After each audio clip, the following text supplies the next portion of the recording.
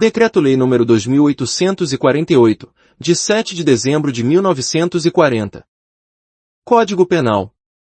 Parte Geral. Título 1. Da aplicação da Lei Penal. Anterioridade da lei. Artigo 1º. Não há crime sem lei anterior que o defina. Não há pena sem prévia cominação legal. Lei Penal no tempo. Artigo 2º. Ninguém pode ser punido por fato que lei posterior deixe de considerar crime, cessando em virtude dela a execução e os efeitos penais da sentença condenatória. Parágrafo único. A lei posterior, que de qualquer modo favorecer o agente, aplica-se aos fatos anteriores, ainda que decididos por sentença condenatória transitada em julgado.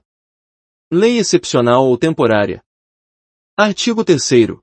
A lei excepcional ou temporária, embora decorrido o período de sua duração ou cessadas as circunstâncias que a determinaram, aplica-se ao fato praticado durante sua vigência.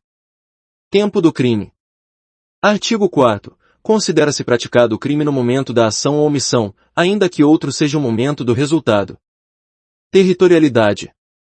Artigo 5º. Aplica-se a lei brasileira, sem prejuízo de convenções, tratados e regras de direito internacional, ao crime cometido no território nacional.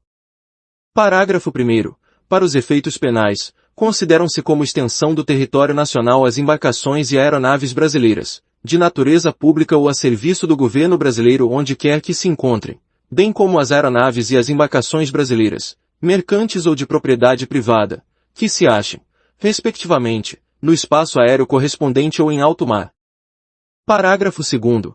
É também aplicável a lei brasileira aos crimes praticados a bordo de aeronaves ou embarcações estrangeiras de propriedade privada, achando-se aquelas em pouso no território nacional ou em voo no espaço aéreo correspondente, e estas em porto ou mar territorial do Brasil. Lugar do crime. Artigo 6º. Considera-se praticado o crime no lugar em que ocorreu a ação ou omissão, no todo ou em parte, bem como onde se produziu ou deveria produzir-se o resultado. Extraterritorialidade. Artigo 7º. Ficam sujeitos à lei brasileira, embora cometidos no estrangeiro. Inciso 1. Os crimes. Alínea A. Contra a vida ou a liberdade do Presidente da República. Alínea B. Contra o patrimônio ou a fé pública da União, do Distrito Federal, de Estado, de território, de município, de empresa pública, sociedade de economia mista, autarquia ou fundação instituída pelo poder público. Alínea C. Contra a administração pública, por quem está a seu serviço. Alínea D. De genocídio, quando o agente for brasileiro ou domiciliado no Brasil. Inciso 2. Os crimes. Alínea A que, por tratado ou convenção, o Brasil se obrigou a reprimir. Alínea B. Praticados por brasileiro. Alínea C. Praticados em aeronaves ou embarcações brasileiras, mercantes ou de propriedade privada, quando em território estrangeiro, e aí não sejam julgados. Parágrafo 1º. Nos casos do inciso 1, o agente é punido segundo a lei brasileira, ainda que absolvido ou condenado no estrangeiro. Parágrafo 2º. Nos casos do inciso 2, a aplicação da lei brasileira depende do concurso das seguintes condições. Alínea A. Entrar o agente no território nacional. Alínea B. Ser o fato punível também no país em que foi praticado. Alínea C. Estar o crime incluído entre aqueles pelos quais a lei brasileira autoriza a extradição. Alínea D. Não ter sido o agente absolvido no estrangeiro ou não ter aí cumprido a pena. Alínea E. Não ter sido o agente perdoado no estrangeiro, por outro motivo, não estar extinta a punibilidade, segundo a lei mais favorável. Parágrafo 3º. A lei brasileira aplica-se também ao crime cometido por estrangeiro contra brasileiro fora do Brasil, se, reunidas as condições previstas no parágrafo anterior. Alínea A. Não foi pedida ou foi negada a extradição. Alínea B. Houve requisição do Ministro da Justiça. Pena cumprida no estrangeiro. Artigo 8º. A pena cumprida no estrangeiro atenua a pena imposta no Brasil pelo mesmo crime, quando diversas, ou nela é computada, quando idênticas.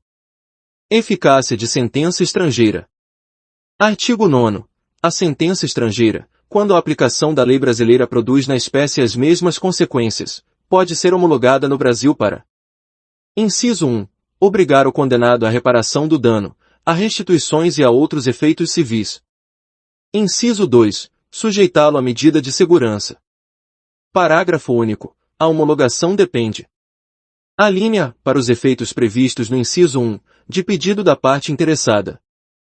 Alínea B, para os outros efeitos, da existência de tratado de extradição com o país de cuja autoridade judiciária emanou a sentença, ou, na falta de tratado, de requisição do Ministro da Justiça. Contagem de prazo. Artigo 10. O dia do começo inclui-se no cômputo do prazo.